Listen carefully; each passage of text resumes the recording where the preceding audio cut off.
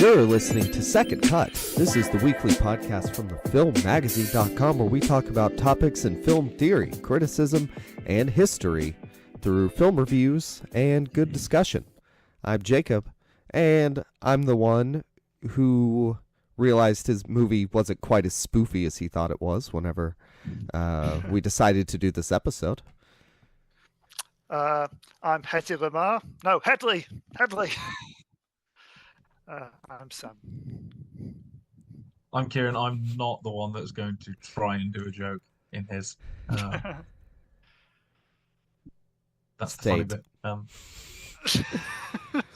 Yeah. Maybe we should count to 3 or 5.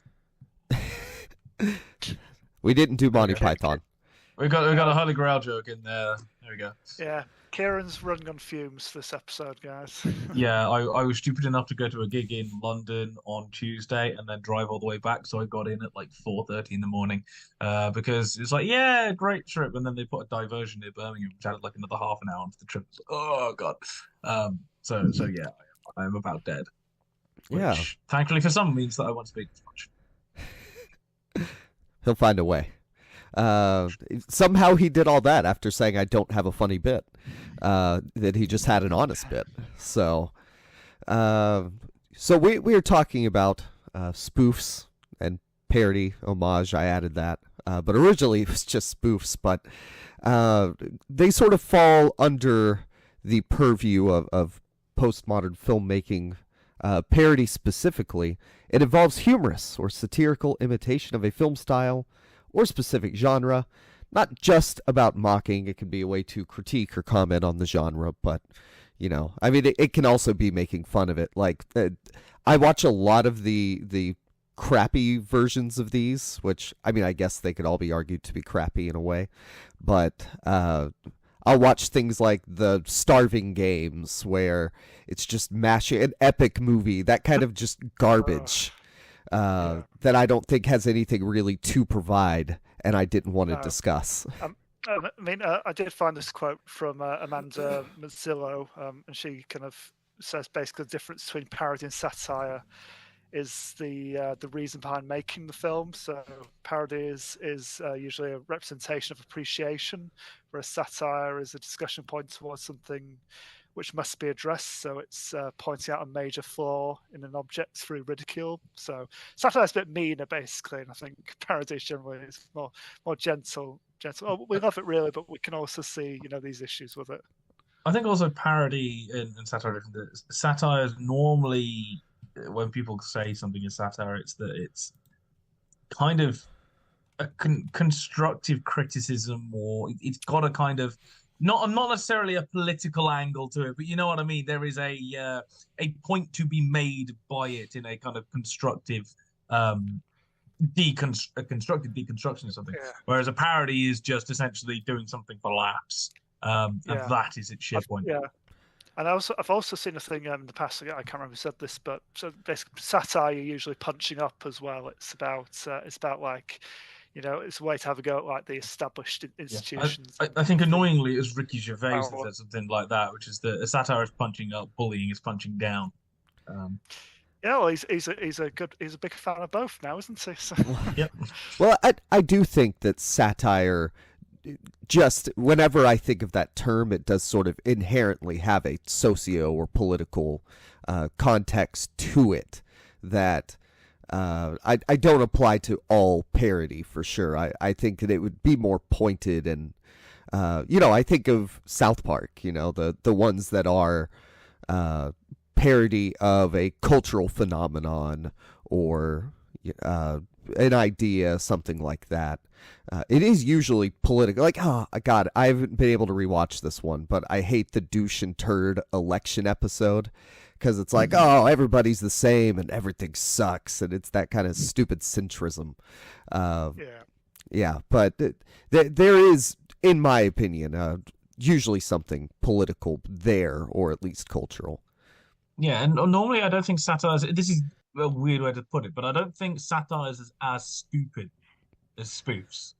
A spoof will just go, let's run with it. A satire can take that so far But if you go beyond that, you lose the point that you are trying to make whilst making it, unless it is literally like your whole thing is excess. So something like Babylon could be considered a satire because it is an attack on a system through an overdone thing. But it's not like bringing Monty Python. It's not like aliens appear out of nowhere, or suddenly they start talking to the camera, breaking the fourth wall.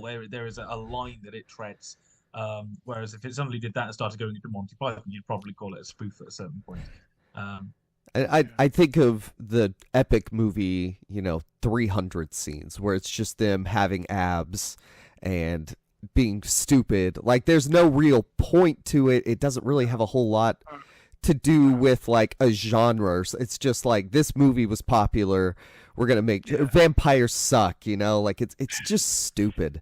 Yeah, I mean, I'm not gonna say I never laughed at any of the gags in those movies, but they're a very kind of low-hanging fruit. They're going for, let's recreate the iconic scene, except someone gets kicked in the nuts, or someone falls over, or someone throws up over themselves. It's very kind of base level kind of stuff. Whereas I think older kind of spoof movies, like the stuff that Mel Brooks did, they each had something a bit more going on with them, something a bit more clever. Even if they could be silly and crude, there's usually a point to them as well. What he said. Yeah, and, even with the stupidity in a Mel Brooks movie, it's a bit higher brow. And I also think, Quentin Tarantino probably falls somewhere in this category too. I think that actually commenting on remaking, having reverence for genre and sort of pushing that forward, and not only mocking it is kind of a serious, quote unquote, way to do this sort of stuff. I was going to say, homage is different because you are showing reverence for something, and doing an appreciation in some way. Whereas spoof or satire is deliberately, in a way, mocking it. With satire to make a point, and spoof to have fun, in a way, and just go sod it. Let's run with it. Let's see what happens. Which is great until the jokes don't land. And then the whole thing falls apart, which is, I think, what happened. I've seen the first Scary Movie, and I've seen bits of the others. And from bits of the others, I don't care to watch them. I think my favorite Scary Movie has always been the second one. I just love the whole pre-credit scene is like almost like a shot-for-shot remake of The Exorcist. The bit from the party downstairs and going up to see Reagan in the room. Except it's James Woods as a priest, and he's a bit more. He has a different strategy for overcoming the exorcism, basically. I think of the "What up" phone call. But that's the thing with spoofs as well. A lot of spoofs, I think you have to. There's a difference between something like this and, as somebody mentions, Cabin in the Woods. Cabin in the Woods is a satire in that you can get a general gist of something, and you don't need to know the original source material. Spoofs like, for example, Scary Movie, I think are completely wrong if you don't know Scream. Most of the jokes don't land if you haven't seen Third One, Ring, for example. Whereas something like Cabin in the Woods, generic horror movie stuff. I don't think you have to have seen Evil Dead to understand most of the. Whereas equally something like Scream, though it's not a parody or a spoof as such. It's the kind of thing that you'll get so much more out of it if you've seen the films. It's kind of referencing and everything like that. That you're in on the joke, and we're doing this thing again, but we're twisting it a little bit and showing everyone how clever we are about our genre knowledge. And maybe go ahead. That's how they got it made. This is my final comment on Scream. Is one of the Wes Craven tried like 4 times to get the censors to give them not an R rating. And they wouldn't do it. And he made loads of cuts and they wouldn't do it. In one of the I think it was Bob, the slightly more slightly less unacceptable one. Essentially rang them up, and an hour later they got the rating they wanted. Wes Craven goes, "How'd you do that?" And he went, "I told him it was a comedy." That was it, and it changed their view on it. And it was originally called Scary Movie, wasn't it? Mm-hmm. Which is why Scary Movie is called Scary Movie. Yeah. Apparently, Rose McGowan still has the champagne from the Rat Party with Scary Movie on the label.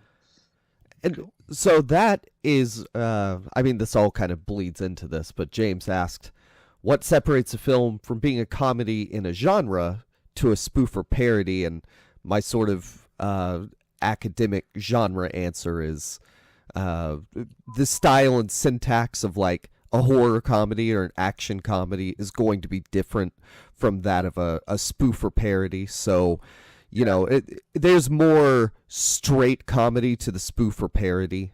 Comedic intent. Not that the other one doesn't have it, but it's also a sort of serious genre movie like Shaun of the Dead or... Yeah. I think a spoof is probably more specific. It's aping more closely a specific thing that they're referencing. You know, it's like, you know, like matching like you know the look and the feel and sometimes entire sequences from these well-known movies. You know, it's... Yeah, and I think it has to do that because it's having fun. Whereas a satire needs to, in some way, get an audience on its side. In which case, it needs to appeal to a larger group of an audience, and therefore it will go for more generic genre things rather than spoof. And in a certain way, this sounds weird to say, but I think a satire takes its comedy more seriously.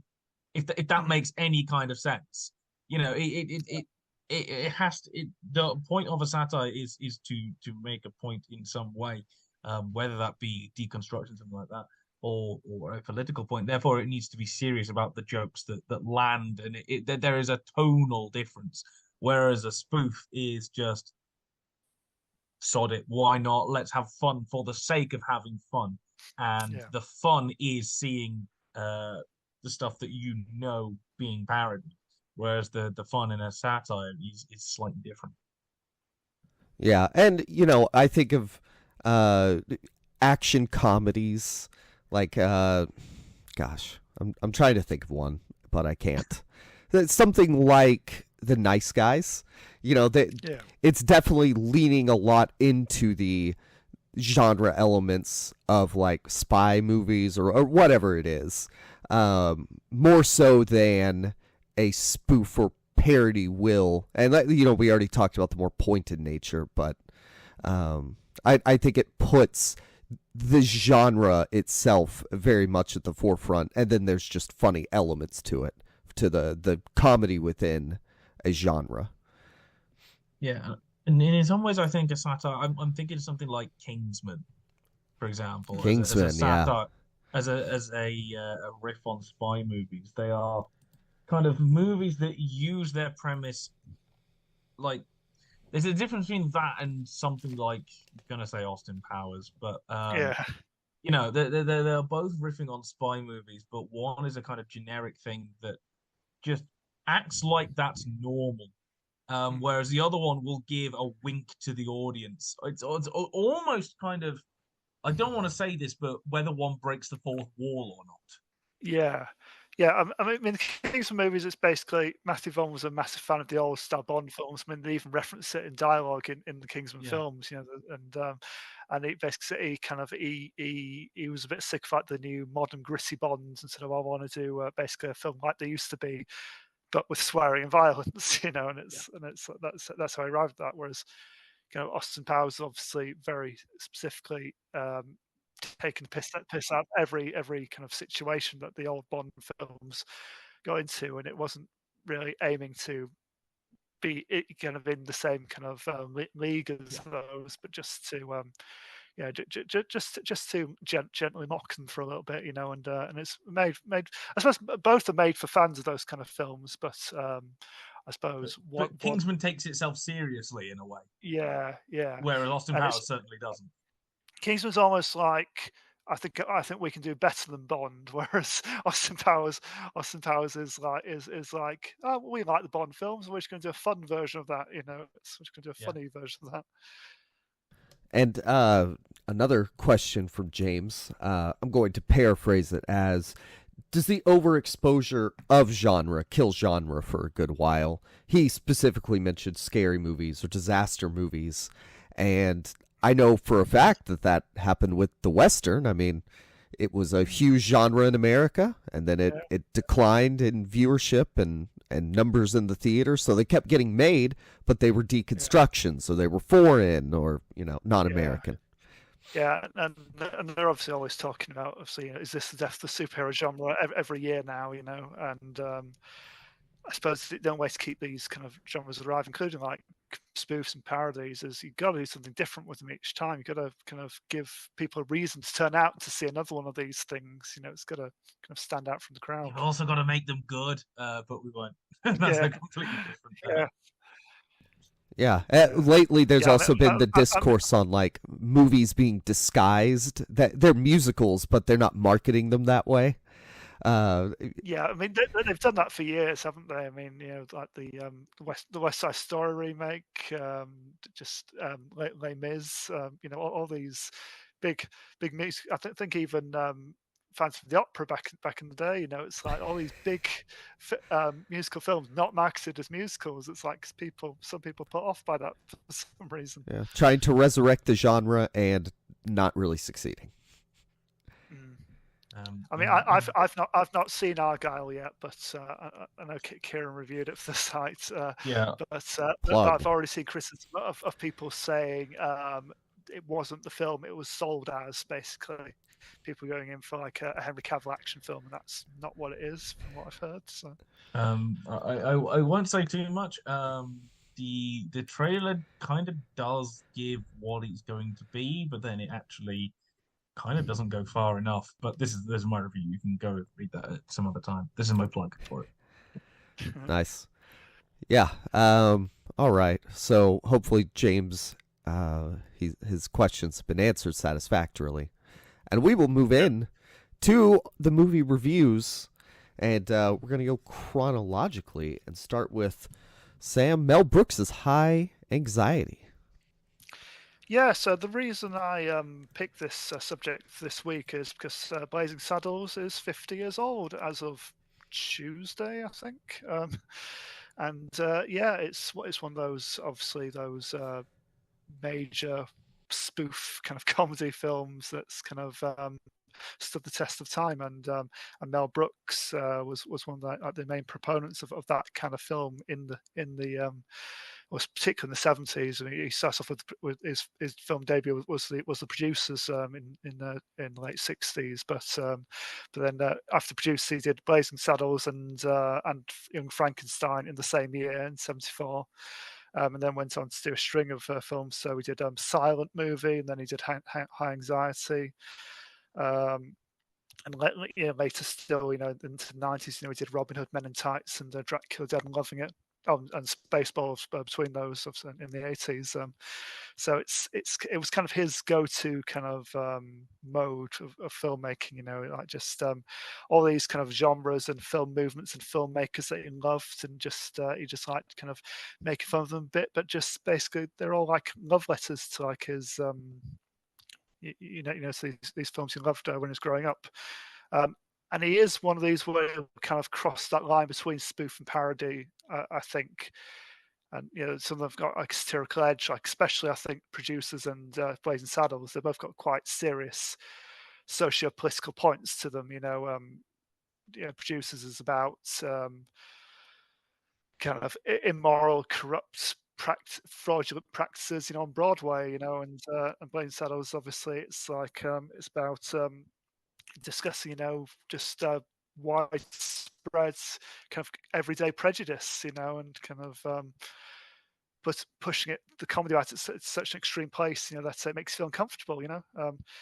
High Anxiety is one of his less, I mean, you can't recall any of his films serious, but even by his time, one of his less serious efforts, one of his sillier, kind of more out there kind of films, really. And this is basically his tribute to Alfred Hitchcock. And apparently Alfred Hitchcock really likes it. And he even sent Brooks a crate of wine with his compliments after seeing the film. So basically, plot-wise, it's a combination of a few of like Hitchcock's plots, basically. But it's basically Spellbound mixed with a bit of North by Northwest and a bit of Vertigo. They're like the three key ones that it's kind of basically is. But it's got specific scenes lifted from Hitchcock films. So they do the shower scene from Psycho, they do all the birds, congregating from the birds. There's a scene on the Golden Gate Bridge, like Vertigo, and so they have all these key scenes in there. But Brooks, in one of like his fairly rare kind of leading roles, he's the lead. So he plays Dr. Richard Thorndike, who's the new head psychiatrist suffering from high anxiety, which is basically a combination of acrophobia and vertigo. So he can do the famous vertigo spinning camera shot when he looks over an edge. He's the new head psychiatrist at the Psychoneurotic Institute for the Very, Very Nervous.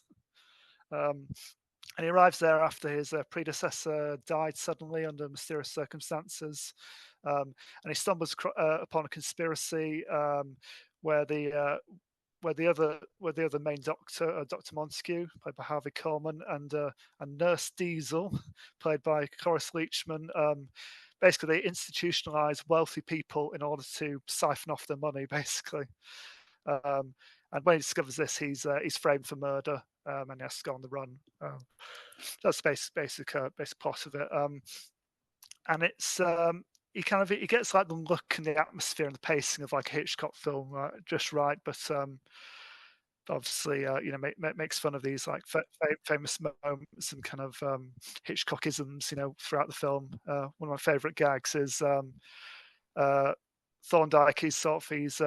He's having like a conversation about like kind of what's going on and kind of what he needs to do, and this dramatic like Bernard Herrmann kind of music starts playing around him, and he looks around, notices that music is playing, and then a couple of seconds later, a bus carrying like a philharmonic orchestra drives past them.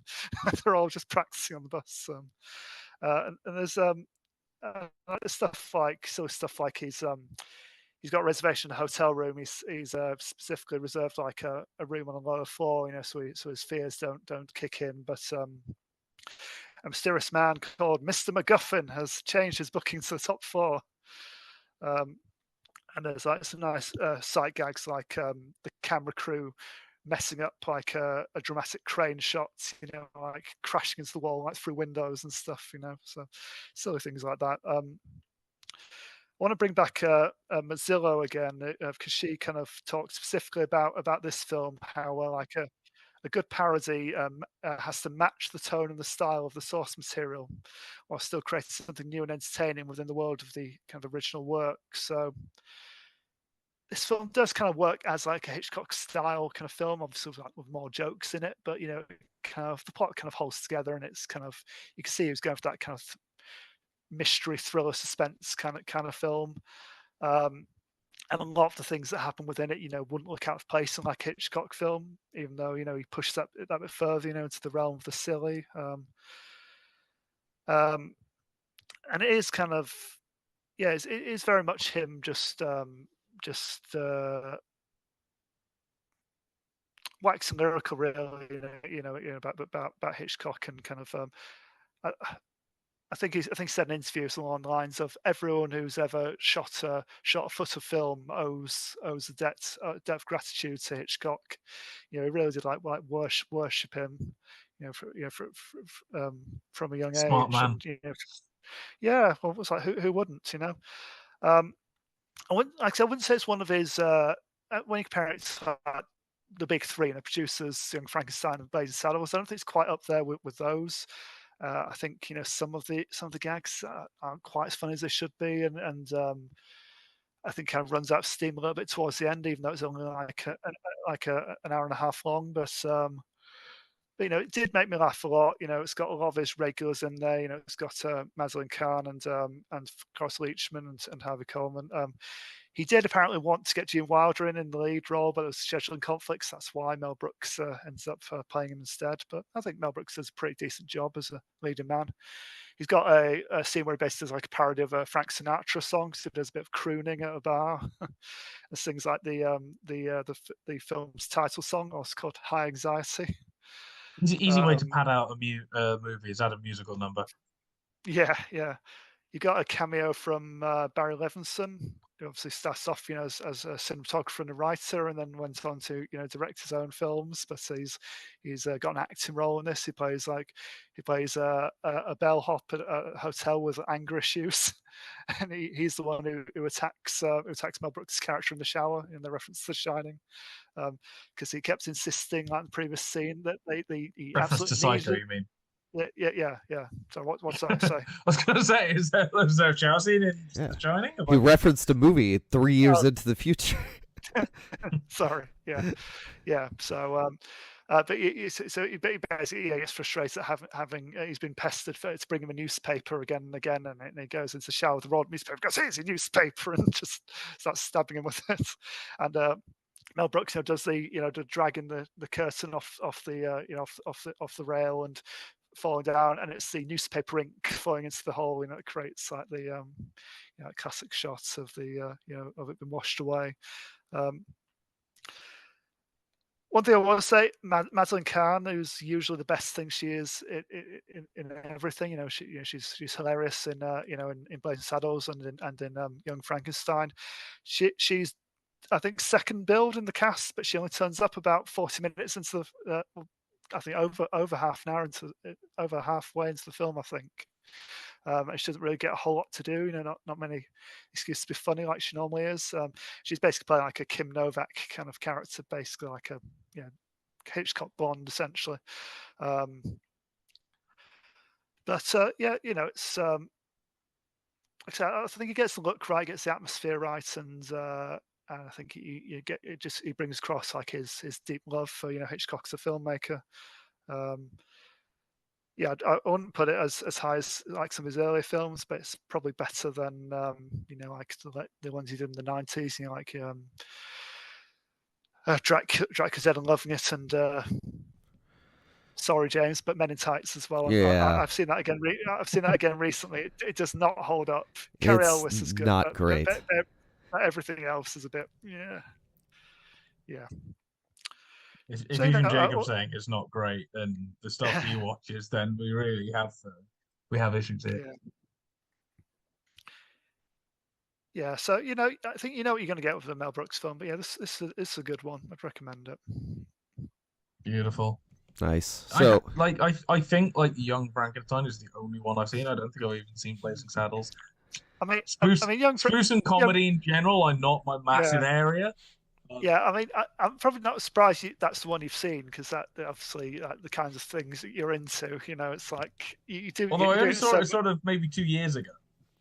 Yeah, but you do get so much more if you're into like the genres. It's talking about. I mean, Mel Brooks generally, he is usually directly referencing a specific film mostly, and then he brings in references to other stuff, but I mean, like this, like I say, is basically Spellbound and Vertigo and a couple of others kind of mixed together. And like Young Frankenstein is basically a comedy remake of Son of Frankenstein, which is the third Frankenstein film, because it's about a Frankenstein ancestor and trying not to follow in his mad kind of great grandfather's footsteps.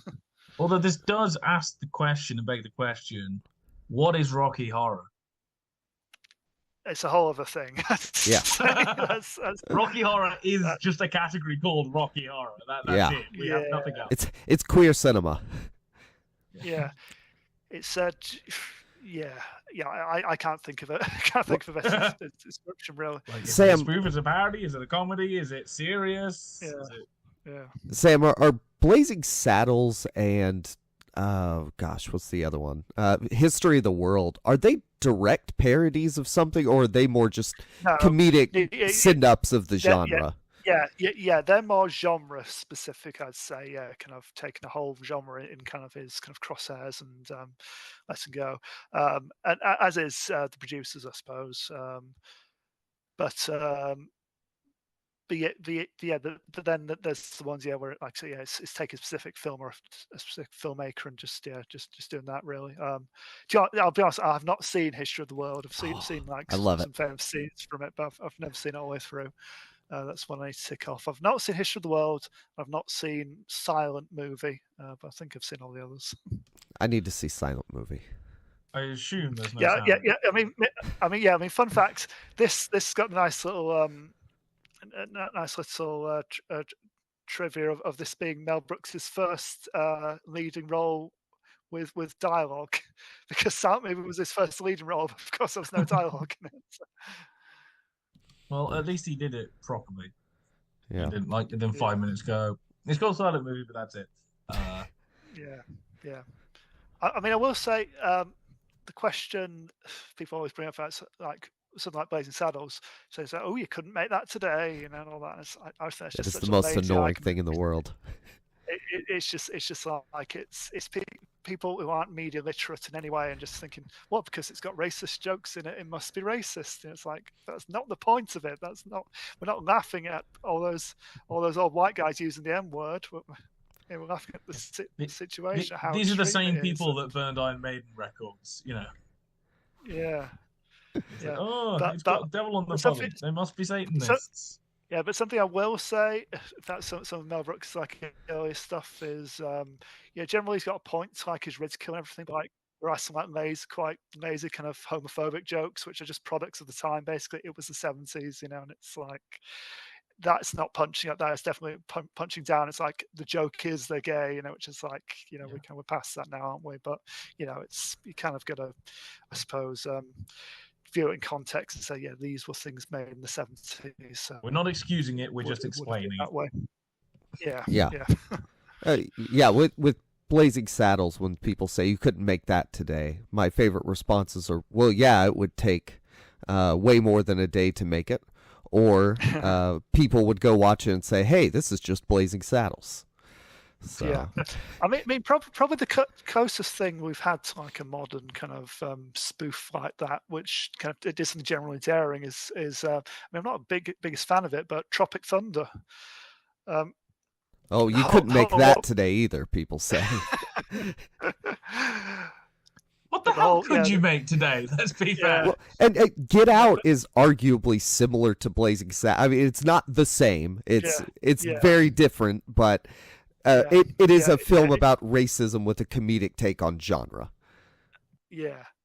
But I'm something like Tropic Thunder, having the very idea that like a guy, an actor, would be so method that he'd dye his skin, to play a black guy. That's as you say, even like 2007 or whenever that was, 2008 was a different time. Yeah. All right, Kieran. Times are changing. You're doing the 1978, right? Is that the year? Yes, it is. Attack of the Killer Tomatoes. What is this a parody of? I mean, I was gonna say, I was expecting to go, can you explain the film? Yeah, it's an attack of killer tomatoes. Like, this is gonna be the fun one. You're gonna go tomatoes, and it's an American film. So do I go tomatoes, or do I say tomatoes? Let's call the whole thing off. Yep. So let's. Surely you can't be serious. Yeah, it is. There we go. Attack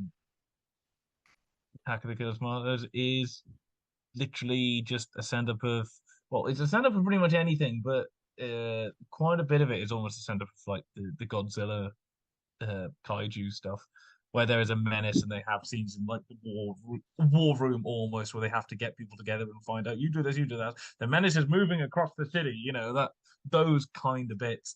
Their version of that is they get people in a room that's stupidly small, so everyone has to squeeze in and clamber over the table to sit on the other side of the room, kind of thing.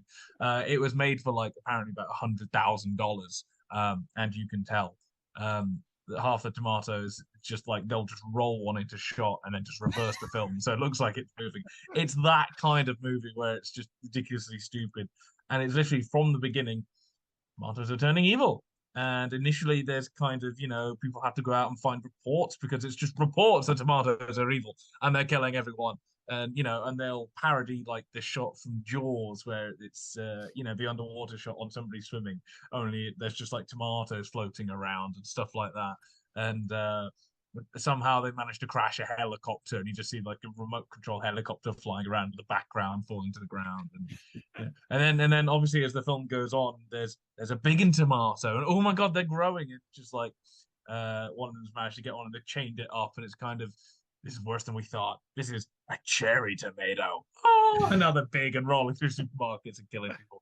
And there's a famous shot on it where loads of tomatoes attack somebody, people in a grocery store, and it's got them lying down, and they do it like stop motion, where they just like really badly move all the tomatoes like a couple of times and jump shots. It's 1,001 gifs of it. And then they interweave this with a really kind of send up spy thriller kind of thing. The evil one guy is trying to stop the people that are now trying to stop the tomatoes, you know. And the main character is kind of a reporter scientist character called Mason Dixon, because obviously he is. And there's a character whose name I've forgotten, Finletter, that's it, is, who literally just like parachutes in.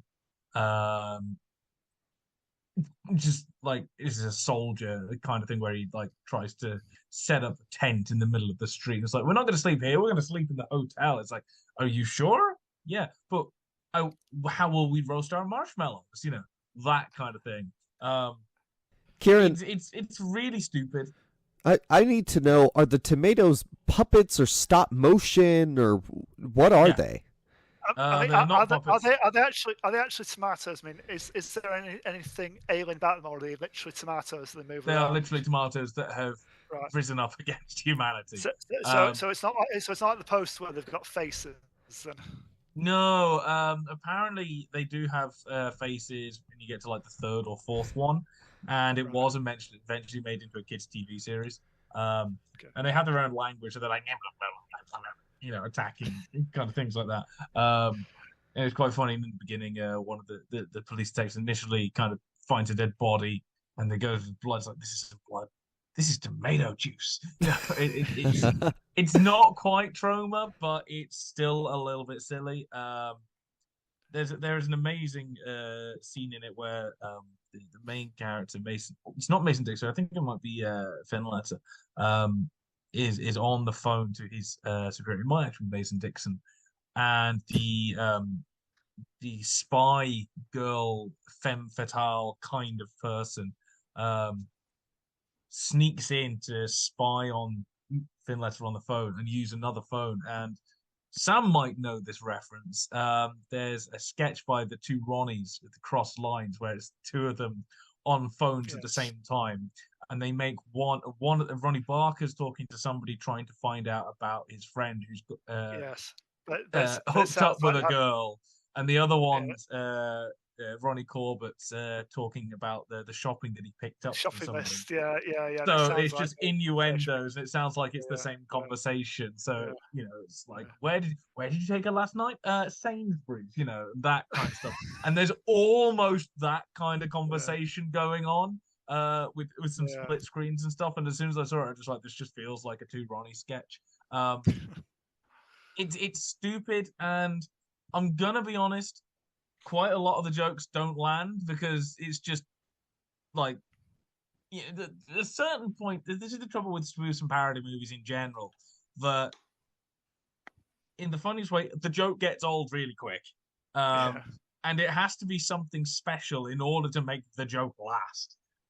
There's only so long you can take it. I distinctly remember, I think it's 2016 at Abattoir, watching a film called Lake Michigan Monster. It was filmed for like £7,000 or dollars or whatever it is. And yes, it goes mental and starts doing like, he like swims through a water portal with a sword to fight a sea monster in another dimension at one point.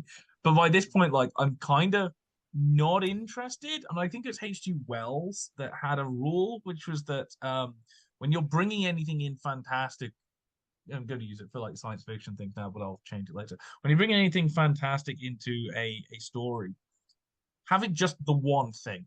The more things you bring into it, the less surreal and strange and special the initial thing. So, War of the Worlds, you've got Martian stacking, that's great.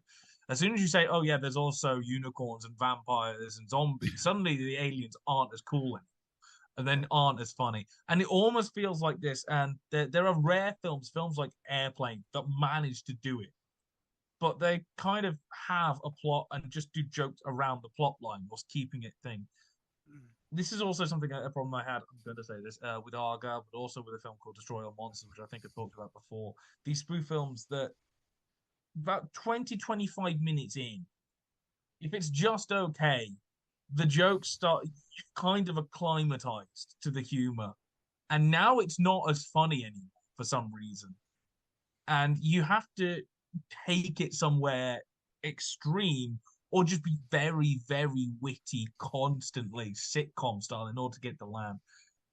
Attack of the Killer Tomatoes is not a great movie. We're not going to try and say that it is. There's some really funny moments, there's some really funny ideas, but the trouble is it's stupidly done. And it, in a way, it tries to take parody seriously. Yes, it has the odd musical number to pad things out. Yes, the introduction, like opening title sequence, has a song sung by a tenor, Attack of the Killer Tomatoes, and all this kind of stuff that's stupid. But I just watched before this the sequel, Return of the Killer Tomatoes, and that almost goes without the kind of nudity, almost Trauma style.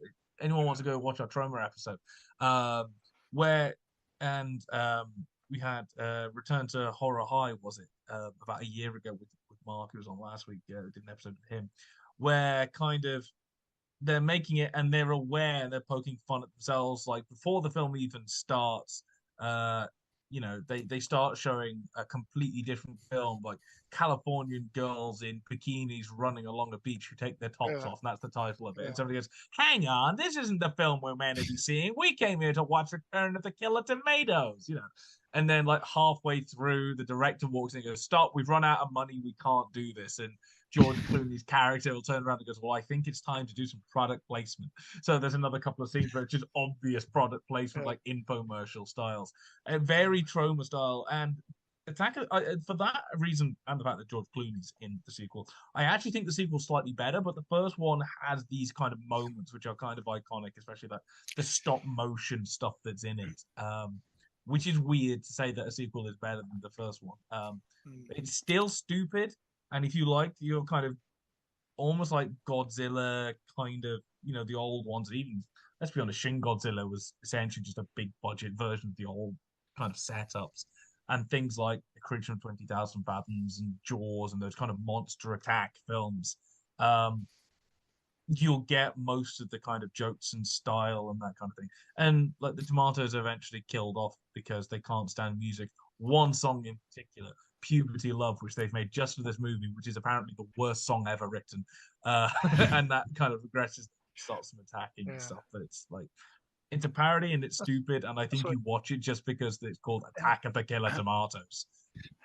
That just made me think there is a scene in High Anxiety where one of the good doctors is assassinated by being locked in his car with some rock and roll playing on the radio, and I can't remember what song it is, but it's meant to be. You're meant to think, oh, it's the worst thing ever. It's quite a naff sounding song, but I've no idea who sings it. But you kind of the radio knob breaks off when he tries to turn it off, and then the door handles come off, so he can't get out, and he basically bleeds out from his ears. Basically. Yeah. It's a silly film, but I think if you know it's silly going into it, you kind of watch it knowing that, and it's one of those ones where, yes, the jokes aren't especially funny, but the setup is so stupid that you kind of slightly give it a pass. Which then does bring up the point of, is this movie that's so bad it's good? I wouldn't say it's good. I'd say it's entertaining if you're into this sort of film, and are aware of the stuff it's parodying and get a lot of the references, like the Jaws reference and stuff like that. But it's not good. As a film itself, or even as a parody or a spoof. I don't think it's especially well made, for example. But it did like make back its money and a profit at the box office. It made sort of 600,000 and it was made for 100,000, so it did that, and it got some sequels, and it got a kids TV series, 2 seasons of it apparently, and 3 sequels. So what do we know about anything? improving qualities of films. Yeah. Yeah. I think a lot of these are down to like consistency of tone, aren't they? It's like you pick your tone to start with. Are you going to be like a nod wink kind of parody, or are you going to do like airplane style, with less, just straight face, but kind of just bizarre stuff going on around you, but people aren't reacting to it, Yeah. Even something I think like you got to pick one of those and stick to it, I think. yeah, and I think if you're going like full spoof in a way, you kind of have to ratchet it up right near the end, and you have to keep changing that. If you go on this flat thing and go, people are laughing at the beginning, they'll keep laughing. Now the whole thing kind of falls, and I think I mentioned that with something else in a previous episode, and the point still stands. I think a lot of the stupider movies kind of fall off at the end, though. Yeah, because they start out stupid. Yeah. And they seem funny at the beginning, and by half an hour in, 45 minutes in, you're just not entertained anymore.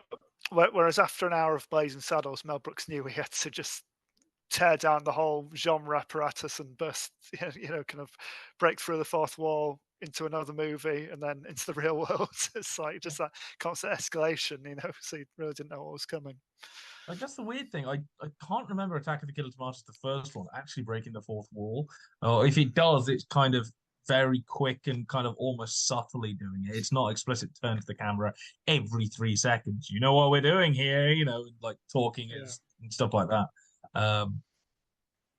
So yeah, although this does ask the question, I assume, because again, we're talking about this, I'm going to throw another one into the fire. Spinal Tap. Are we calling that just a comedy, or is that a spoof? It's a documentary spoof. Yeah, I mean, are mockumentaries spoofs? That's the question. Yeah, I'd say like inherently, because they're adapting a film style and applying comedy and because that's a spoof of not like a musical or a film about musicians, but particularly a rock documentary, isn't it? That's what they're making fun of. Yeah. All right. So mine, I went with a blaxploitation. It's a mixture between parody and homage because it is its own film. It's not directly referencing a single film. It's played very straight. So like it's sort of remaking the genre in a way, playing with a lot of the tropes and ideas, but doing it in an original way. And I picked Black Dynamite. It's from 2009. So, I mean, the genre had already sort of been done in this way with, Keenan Wayans. He made I'm Gonna Get You, Sucker, or something like that, which plays into a lot of these tropes and ideas, too. But this one has CGI in it. It's a low budget film, but it's got, modern effects and stuff like that. But they still do a lot of the bad kung fu, some of the just the way people react during fight scenes and action moments is intentionally bad, because it is the way that things were played originally in the genre, due to like budget constraints and things like that.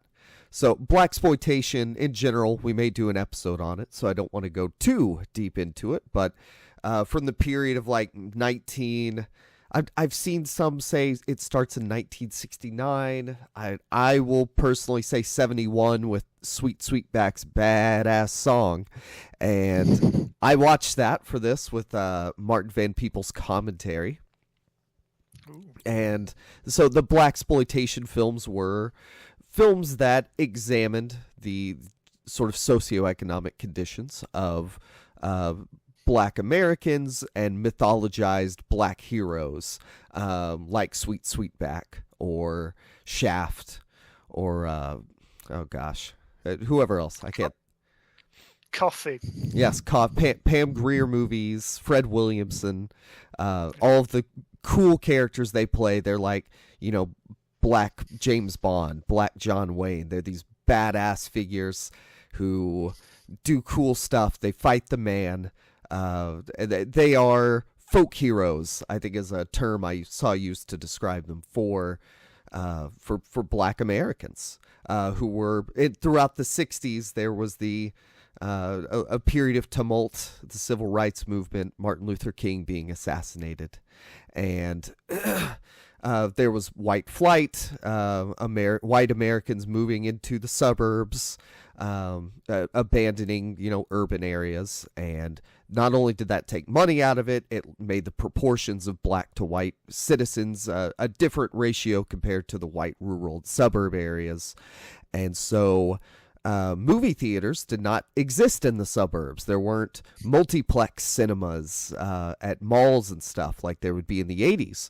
And theaters in America were still primarily in urban centers.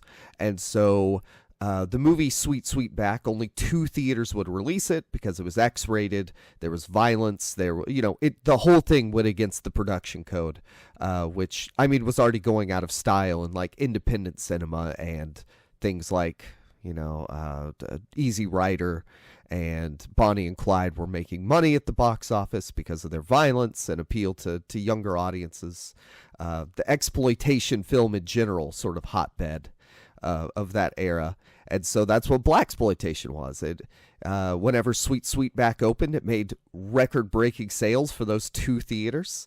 MGM made Shaft. And, it just went from there. They were cleaning up at the box office from that period of time. But, of course, a studio gets into something, the genre begins to sort of fall out of favor. With blaxploitation specifically, there wasn't a lot of, growth to it. It was just the same things over and over again with the cool style and the funky soundtracks and the sort of anti-hero characters having sex and either doing or fighting drugs, whatever their specific situation was. And it really began to lose a lot of the socioeconomic ideas of, especially Van Peebles. In his commentary, he talks about his own experiences of losing jobs, people's assumptions about him because he was a black artist, but he worked in a ton of mediums as a painter, as a writer, an author of photography books. And so he was a very interesting dude, and he made Sweet Sweetback with no money, crew that had never worked on a movie before. One guy, he was I forget exactly what he was doing. He may have been the DOP, but he had never seen a camera like they used to shoot it before. And there were a lot of non-professional actors that he was worried they wouldn't show up, so we need to hurry up and get this whole scene shot today. Full-on guerrilla filmmaking. And he was there's a sex show in the beginning, and he's oh yeah, they would do this in, wherever he was from, New York, Chicago, I'm not quite sure, but this is something that was going on in that time period, so I depicted it in my film. It's very counterculture.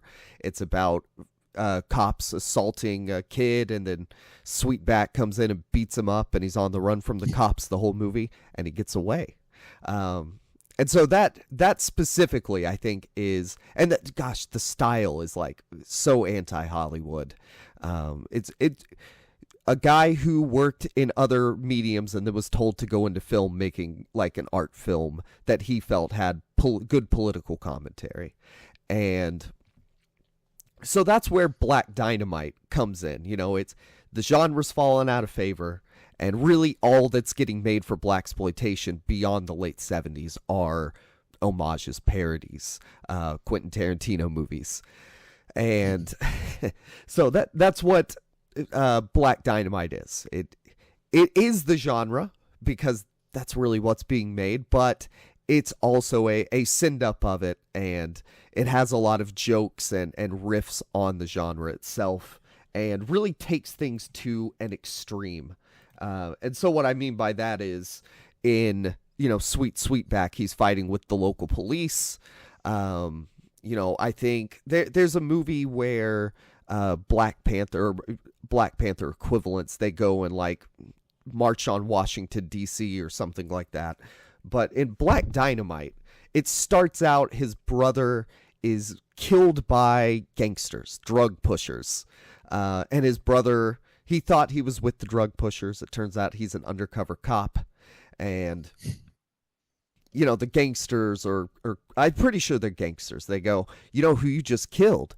That's Black Dynamite's brother. He's going to come with a vengeance and kill you. And then it cuts to the next scene where he's having sex with 3 women. And he has 2 more that are asleep, and he goes, "Oh, don't wake up the other girls." And Black Dynamite has an afro. He's got a sweet mustache. He does kung fu. He was a CIA agent in Vietnam. Has he got a theme song? Has he got a sweet theme song? He does. He has a sweet theme song. Yeah. It's like, Is it all on synth? It's all funk, soul kind of, yeah. Funk guitar. The kind of thing that also is in like Giallo from the 70s. Yes. That kind of like slap bass funk. Oh, yeah. Synth stuff. Yes. Yes, it's amazing. But it'll also have versions of that are telling the plot of the movie. He's going to get it, just occasionally. It's used sparingly. It's not way too much. And I think this is, because of its subtlety in that sense, it's over the top, but the genre itself is over the top. So those aspects are just sort of what the genre was. There'll be little jokes in it. There's one where he walks up to these little girls and they're like, "Oh, my dad was named Black Dynamite. Mine was too." And he says, "It's a common name. Now hush, girls." Is there any mention of my personal favorite blaxploitation movie, which is obviously Black Killer? Is there a Black Killer? Oh, no, there's no reference, and there's not really any that I know of direct references to movies. It's more of just its own thing that is commenting on the genre and incorporating the genre. But Black Dynamite, he is going to get drugs off the street. That is his goal. And that happens pretty early in the movie. He goes from one place to, he's got to go talk to Cream Corn. And Cream Corn is just like, I don't know. I don't know what their jobs are. They go to one place where it's the pimps and they're all sitting around. And Black Dynamite says, I'm gonna go to war with anyone who sells drugs in my community. And one of the pimps says, "But Black Dynamite, I sell drugs in your community." And he's going around to these various people and fighting the bad guys with kung fu, just beating them up. And there's one guy named Chicago Wind, and Cream Corn warns him that Black Dynamite's coming, so he doesn't get the drop on them. But then the sweet rhyming character named, oh gosh, what was his name? Bullhorn. Bullhorn, everything he says is in rhyme. And he comes in to help beat up Chicago Wind's villains, associates, so that Black Dynamite can chase him. And then Cream Corn, he ends up joining Black Dynamite. Also wants to get drugs on the street. And then they do. There's like a montage where they're beating up. We've seen this one white drug dealer throughout the movie. And I think he's on The Sopranos, or he's in a he is in an episode of Hannah Montana, I'm pretty sure. He looks like a gangster parody guy. And he picks him up in a helicopter and drops him off a cliff. And so you spend the early part of the movie thinking, oh, he's the bad guy, but no, it goes even higher. So there's a cop that was Black Dynamite's, he was in it, his partner basically in Vietnam. He turns out to be a crooked cop who is pushing, so that they still think it's drugs that are being pushed, but they kill that cop, and they find out that it's actually this malt liquor that there's a commercial for at the beginning of the film. And it's called Anaconda. And it's going to make black men's penises small. And it happens to one of his friends. And so they have to kill him, put him out of his misery. And he has prostitutes that do karate. That's in the montage. They fight bad guys too with their kung fu. And so it turns out they need to go to Vietnam or China or so, because they do the 70s thing where they call the Vietnamese Chinaman. And oh yeah, the outfits are so good. They're so funny. And they shot it on Super 16 too, so they nail like the look of these movies. They probably filter it in post too to like put a little yellow twinge over it. And man, I think it's incredible. But after he beats up the evil, I'm just going to call him Asian because I'm unsure of his nationality, beats up the Asian Dr. Kung Fu Master who was making the thing that would make black men's penises small. He says it goes all the way to the top, and then he dies by getting beat to death with his prosthetic arm. That was there'll be moments where they'll replace someone with a stunt double, obviously, and they'll have like a fake torn off arm that someone is getting beat with. It's so fun. But again, they use it sparingly. Somebody's been killed and you throw him out the window. It's obviously a dummy for yeah, you know? Yeah. Oh, and Black Dynamite throws so many people throughout the window. They're orphans, and Black Dynamite was an orphan, so he needed to save the orphans from heroin. And there's a bunch of little kids addicted to heroin, and he shakes one of them and says, "You need to get that dope out of you." They said, "Black Dynamite, we already tried that." And that's his orphan lady girlfriend. So the drug pushing and the black penis shrinking, it goes all the way to the top. He goes to the White House. He changes out of his paratrooper suit into this awesome jean suit with rhinestones and a white shirt and white shoes. And he goes to nunchuck fight Richard Nixon from a great impersonator. And the first lady comes in and she tries to shoot him, and he goes, he hits her. He smacks her across the room. And then he, kills Richard Nixon or whatever, because Richard Nixon is evil, calls him Tricky Dick, and he talks about how he's envious and insecure, and ultimately he is defeating the villain of late 1960s, early 1970s America in Richard Nixon. So bringing in, the sort of socio-political message that I think, in a sense, still applied.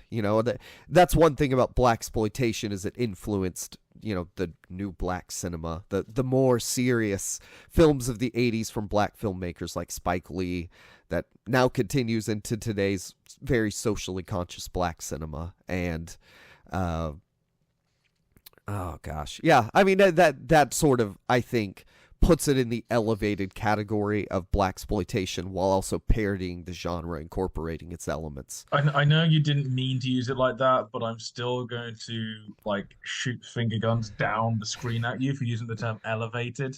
Sure.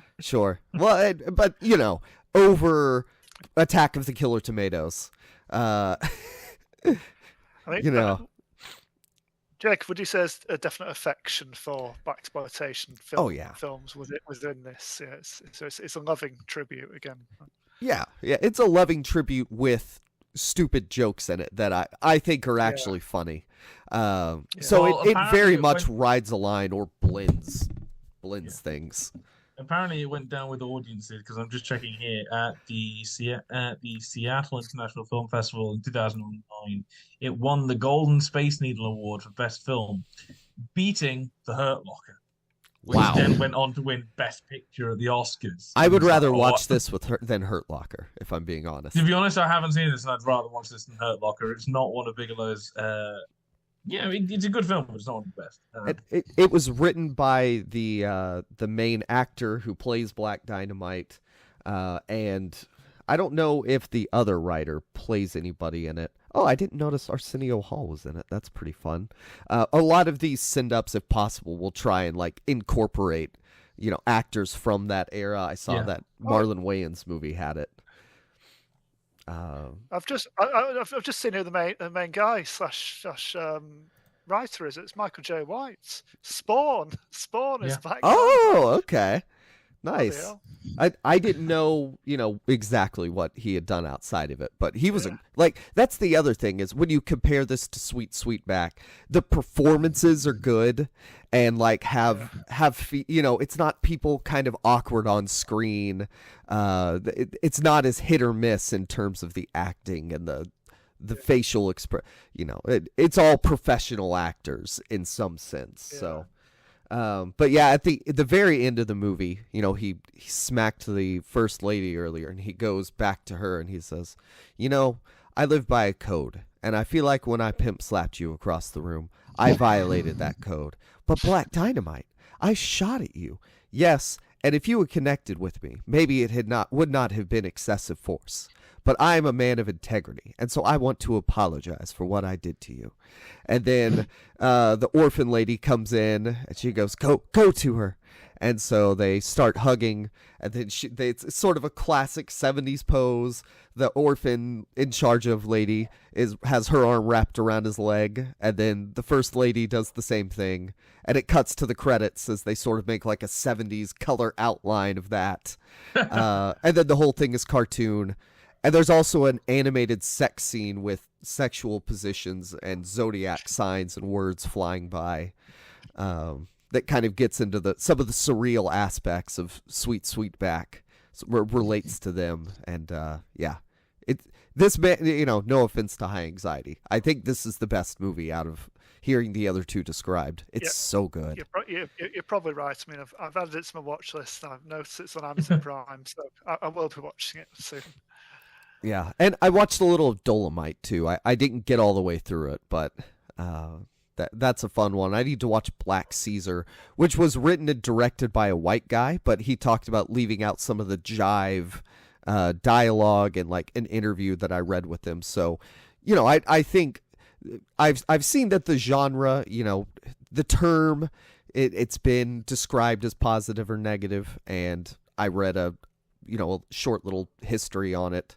And the author said, it's neither good nor bad. It just is what it was in the time. The term was coined, by the NAACP of Los Angeles. Chairman is sort of the word on the street.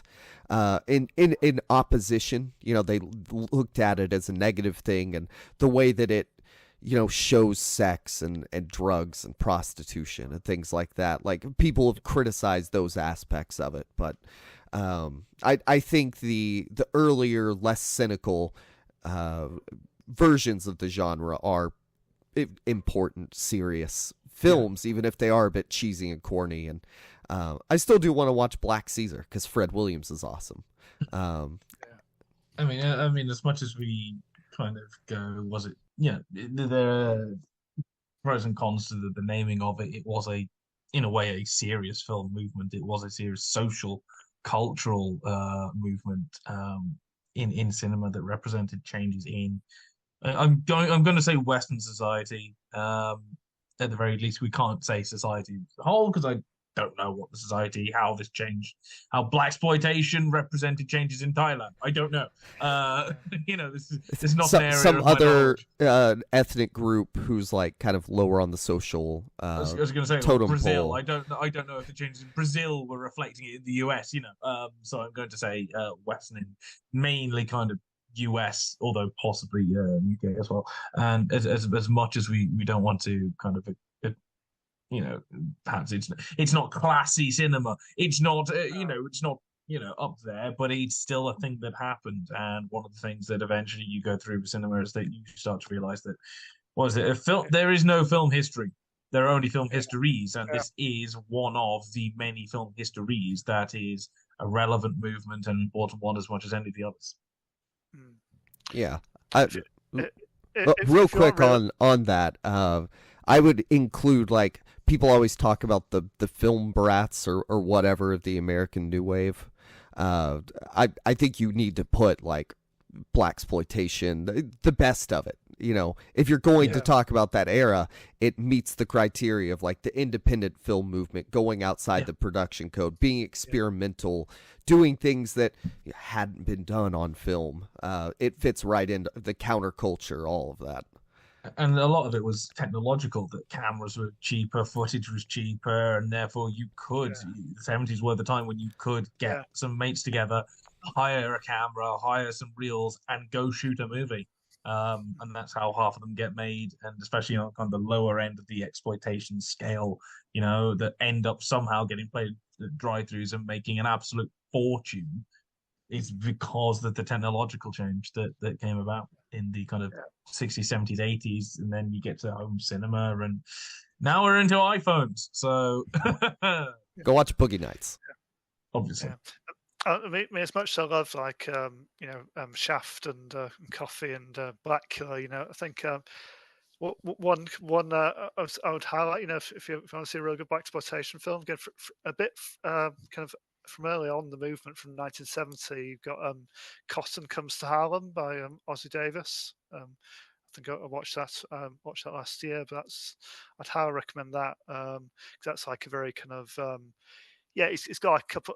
It's just a gritty kind of cops versus gangsters movie, basically, all filmed and set around Harlem, but a couple of really cool kind of cop partners, and leads, and they're kind of it was one of those films that made kind of black men in kind of films, kind of sex symbols. I mean that's one thing they do say about blaxploitation, don't they? As much as it kind of used kind of cliches and stereotypes, and people saying it's like overly simplistic, it did make these guys and these women viable, kind of powerful figures on screen that were attractive and sexy and everything. So stuff like that. It's we're definitely gonna have to do a full episode on blaxploitation, aren't we? Somewhere down the line, because and the thing that fascinates me about it is that because of film industry, it really starts to ride that line of is it exploitative? Where does that begin? All that stuff.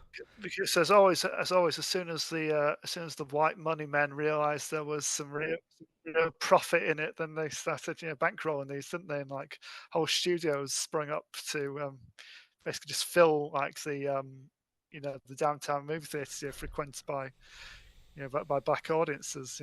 Yeah. And going back to what is a spoof, I mean, all three of ours, well, maybe not Mel Brooks. Our two, Kieran, are they're B movies for sure. Sam, maybe. I don't think Tomatoes is even a B movie. I think if you're a spoof of B movies, you're down at like a C or a B movie. That's a good point. No, Mel Brooks movies, they're all made by major studios, and they had a budget to them. I think High Anxiety was a couple of million, I think, which was decent in the 70s. So. Yeah, and the sort of whatever the double booking sale, I forget the word for it, whenever they would sell, you have to buy this load of B pictures if you want these good A pictures. That stuff was out of vogue and all that by the time Mel Brooks came around, so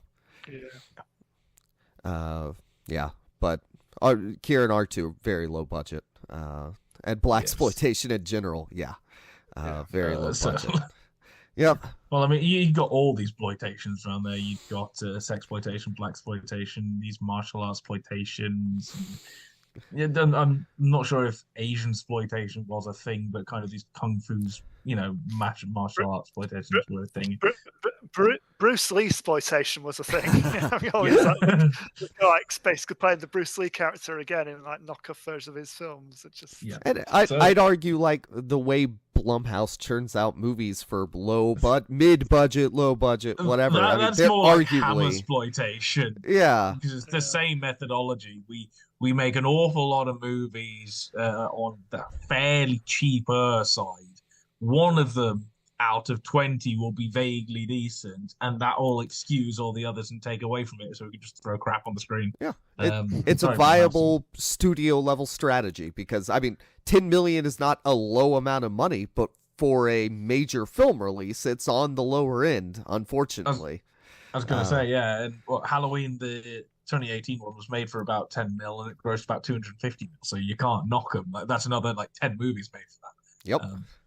Yep. So I mean, it's how it works. Yeah, it's good strategy, and when that is goes to fund art, I mean, it's tougher for me to criticize. But we said before that all these Marvel movies that rake in the money, not so now.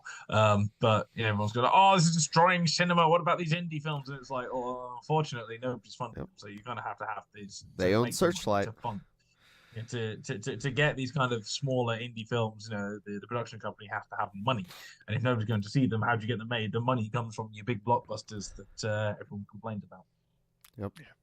All right. So that is it on spoofs, parody, homage. That end of postmodern cinema. That range. Maybe you could throw some pastiche in here too. I don't know how much it applies to any of our movies, but I think they're more aware than that. Yeah. But we'll be back next week with something else. But until then, guys, where can people find you? You can find me at SSP Thinks Film and at the Film Magazine, where my 50th anniversary review of Blazing Saddles is now live. And also today, my ranking of all of Alexander Payne's films is up on the site, so check that out as well. And hopefully you find me nowhere, but if you do, I'm Judgmental in the various places of the webs. I've got my review of Argyle that went up a few days ago, the movie from Matthew Vaughn with Henry Cavill and Dallas Forrest Howard, and pretty much everyone in it, and it was made for $200 million, so it's very much not a exploitation movie, but it's a spy parody made by the same guy that did Kingsman, so go check it out. And you can find me. The review, not the movie. Yes. You can find me Spoiler, he didn't like it. But that's the best time to read, Kieran. Well, no, because your good ones are usually very passionate, so I prefer the bad ones, though. Yeah. Did Kieran hate the movie? Awesome. It's going to be good. You can find me at Jacob Film Guy, and I have a Raging Bull review going up in a few hours, so go read that. Spoiler alert, Raging Bull is awesome. And then, I don't know, we have Oscar stuff coming soon. I wanted to go into that knowing nothing about Raging Bull. Yeah. Now you spoiled it. Well, just go watch Ferdinand. It's pretty much the same. Is there a bull? Yes. And we want to thank the people who kept us online until 2030 so we can bring you Oscars coverage and reviews of old movies and all that stuff. And, go buy our stuff at our Redbubble store. Buy the swag, buy the merch, or just give us money if you don't want stuff. PayPal, and just give us the money. PayPal down in the description, Redbubble down in the description. We take all money in whatever form we can get it. Bribes. Sure, yeah. You want me? Hey, movie studios, you want me to give your movie a favorable review? I am open to that, and we'll advertise honestly that I took money for the review. Just don't tell them that part. Before I sully the good name of the Film Magazine, that is it. Thank you for listening, and goodbye. Goodbye. That is